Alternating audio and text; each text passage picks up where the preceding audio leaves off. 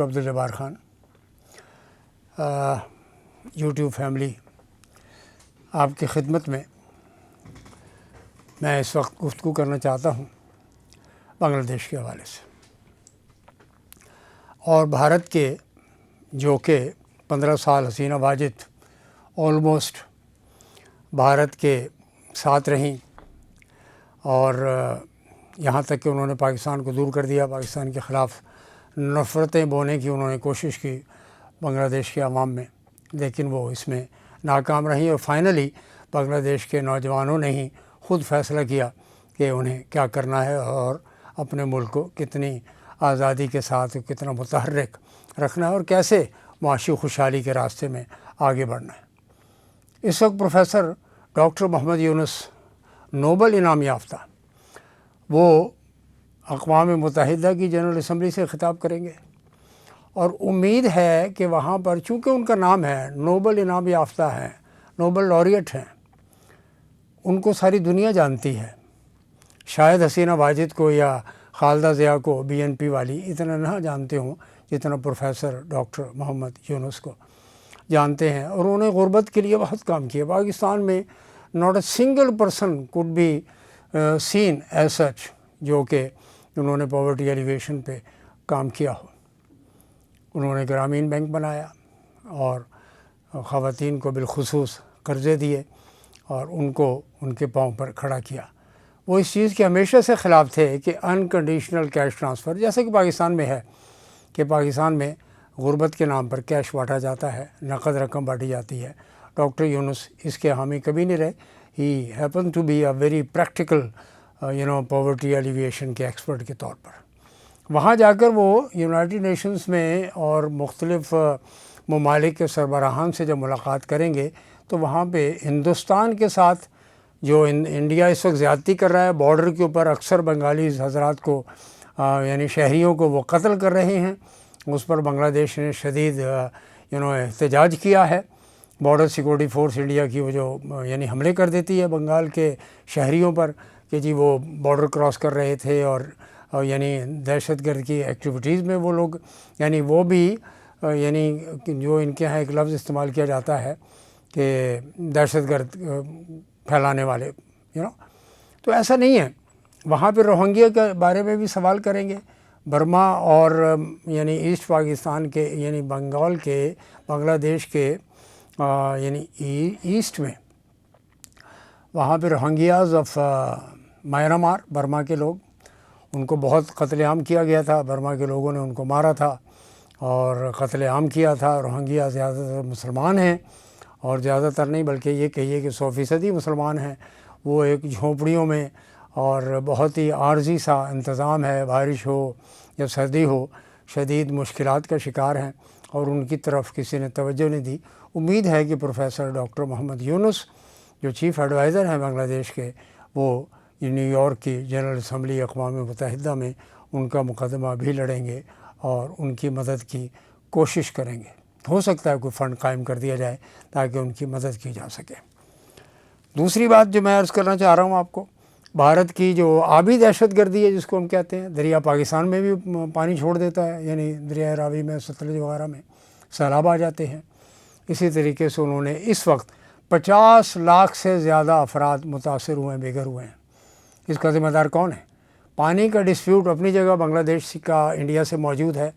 تو بات یہ کہ یہ ریوولٹ کیسے، کبھی کبھی سوچتے ہوں گے ہمارے ناظرین بھی، ہم بھی، کہ آخر ایسا کیوں ہوا کہ 15 سال سے اور ایک طویل عرصے سے اور پاکستان کو توڑنے میں، پاکستان کے حصے بکھرے کرنے میں اور بنگلہ دیش بنانے میں ہندوستان کا کردار تھا، اور وہ کریڈٹ بھی لیتے ہیں، اور انہوں نے حسینہ واجد کو ایک انعام بھی دیا تھا، اور حسینہ واجد نے نریندر مودی کو انعام دیا تھا اور مشرقی پاکستان کے حوالے سے بات کی تھی کہ ہم نے ان کی مدد کی ہے بنگال بنانے میں، بنگلہ دیش بنانے میں۔ وہ کیوں ان کے خلاف ہوئے؟ بھارت کے کیوں خلاف ہو گئے وہاں کے نوجوان لوگ؟ ایک سوال ہے جو وہیں کے لوگ جواب دیتے ہیں کہ اگر دو میں سے ایک کی طرف دوستی کا ہاتھ بڑھانا ہو تو وہ پاکستان کی طرف جانا پسند کریں گے، پاکستان سے دوستی اور کولیبریشن اور کوآپریشن کی بات کریں گے، یا بھارت کے ساتھ، انڈیا کے ساتھ۔ تو وہ یہ کہتے ہیں کہ نہیں، ہم پاکستان کی طرف جانا زیادہ پسند کریں گے۔ پاکستان سے دوستی اور معاشی تعلقات۔ اس وقت معاشی طور پر بنگلہ دیش بہت اچھا جا رہا ہے، ان کا انفلیشن کا ریٹ کہیں کم ہے، اور وہاں پہ مارک اپ جو بیس ریٹ ہے ان کے اسٹیٹ بینک کا وہ بھی بہت کم ہے۔ یہاں پر تو آپ نے دیکھ لیا کہ 17.5% پہ لے جا کر کہاں 22-23 سے لے کر نیچے لے کر آئے ہیں، اور یہاں تو جو اکانومی مینج کی جا رہی ہے اس کے جو انڈیکیٹرز ہیں وہ ہو سکتا ہے اورنگزیب صاحب نے، وزیر خزانہ پاکستان نے کل کیبنٹ میٹنگ میں پرسوں ان کو وزیر اعظم کو یہ انفارمیشن دی کہ Pakistan is going very strong on the macro economic side پر، بڑی اچھی مینجمنٹ ہو رہی ہے، لیکن ایسا ہے نہیں۔ اگر مہنگائی اپنی جگہ موجود ہے، اگر اس کے ریٹ میں کمی ہوئی ہے تو وہ کہتے ہیں جی مہنگائی کم ہو گئی، ایسا نہیں ہے۔ اسٹیٹ بینک کی جو بیس ریٹ ہے، جو شرح سود ہے، سود پہ چل رہا ہے نا یہ ملک، قرضہ لیتے ہیں سود پر، منافع دیتے ہیں، سود کے قیمت ادا کرتے ہیں وہ لوگ، تو مان لینا چاہیے کہ ہم سود پر چل رہے ہیں۔ فیڈرل شریعت کورٹ کا فیصلہ بھی انہوں نے نہیں مانا۔ اینی وے تو پھر ہم سائڈ ٹریک ہو جائیں گے۔ تو بنگلہ دیش کی صورتحال کے حوالے سے میں نے میانمار کی بات کی ہے۔ اب آ جاتے ہیں کہ بنگلہ دیش کے ساتھ ایک اور ان کو خار بازی ہے، ایک اور کہتے ہیں کہ جی بارڈر کے اوپر جو ہے بنگلہ دیش یعنی چائنا کے ساتھ مل کے کچھ ہمارے خلاف کوئی گڑبڑ کرنا چاہتا ہے وغیرہ وغیرہ۔ وہی ہے یعنی ناگالینڈ سیپریٹسٹ کی وہاں پہ انڈیا میں زبردست قسم کی تحریک چل رہی ہے، یعنی آزادی کی بات ہو رہی ہے ہندوستان میں، اور وہ پورا علاقہ ناگالینڈ، اروناچل پردیش میں، اور منی پور، تریپورہ، میزورم، یہ 4 بڑے نام آتے ہیں جب بھی کبھی اروناچل پردیش کے حوالے سے بات ہوتی ہے۔ تو وہاں پہ یہ کام ہو رہا ہے، اور وہ لوگ نہیں چاہتے ہندوستان کے ساتھ رہنا، اور تحریک آزادی وہ ان کی جاری و ساری ہے۔ اس پر ہندوستان کا کہنا یہ ہے کہ وہ اس کو چائنا سپورٹ کرتا ہے، یا بنگلہ دیش کے لوگ بھی ان کے ساتھ ملے ہوئے ہیں۔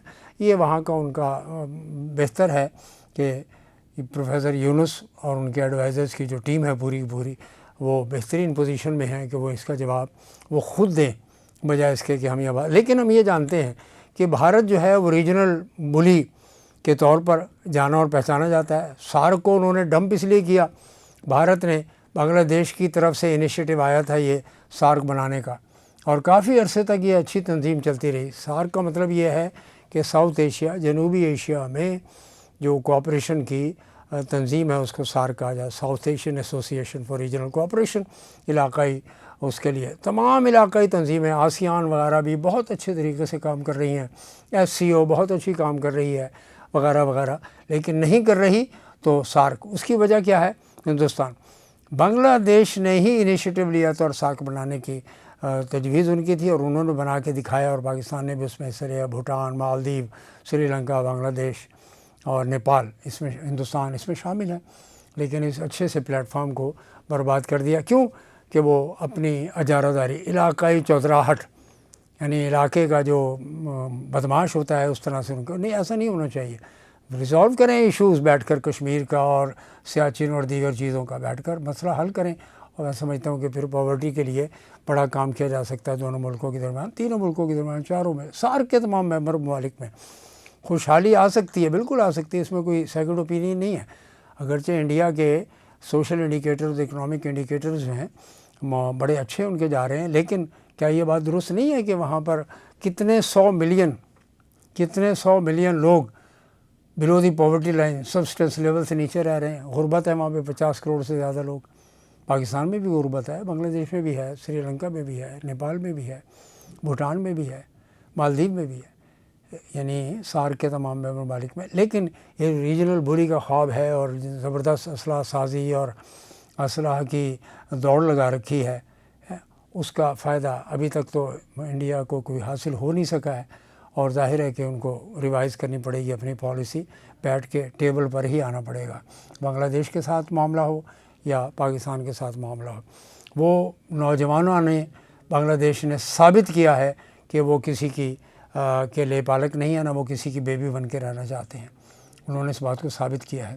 دوسری ایک اور ڈیمانڈ انہوں نے کر دی ہے پروفیسر یونس سے، نوجوانوں نے، کہ یہ جو حسینہ واجد محترمہ ہیں، انہوں نے کتنے لوگوں کو یہ گزشتہ 3-4 مہینے کی جو تحریک تھی حکومت کے خلاف اور جماعت اسلامی کے خلاف، جو ان کا انتہائی منتقمانہ رویہ تھا اور بہت سے لیڈرز کو پھانسی دے دی گئی، ان کو قتل کر دیا گیا، شہید کر دیا گیا، اور ان کا بھی مطالبہ یہی ہے اور لگتا یہ ہے کہ یہی ہوگا کہ حسینہ واجد کو ہندوستان سے طلب کیا جائے اور ان پر عدالت میں مقدمہ چلا جائے قتل کا۔ ایک نہیں، بہت سے قتل ہیں۔ تو ناظرین، آج کے لیے اتنا ہی، اور ہم امید کرتے ہیں کہ بنگلہ دیش کے ساتھ پاکستان کے مستقبل میں تعلقات بہترین ہوں گے، ریجنل کوآپریشن اور بائی لیٹرل کوآپریشن بہت زیادہ بڑھے گا، ڈیفنس میں بھی اور اکنامک سائڈ میں بھی، اور ایون گارمنٹس میں بہت زیادہ آگے ہیں وہ لوگ اور اس سے ہم فائدہ اٹھا سکتے ہیں۔ پاکستان ٹیکسٹائل کا بیس ہے، وہ جوٹ اور باقی ٹیکسٹائل کی پروڈکٹس میں دنیا میں اپنا مقام حاصل کر چکے ہیں۔ آج کے لیے اتنا ہی، بہت بہت شکریہ، والسلام۔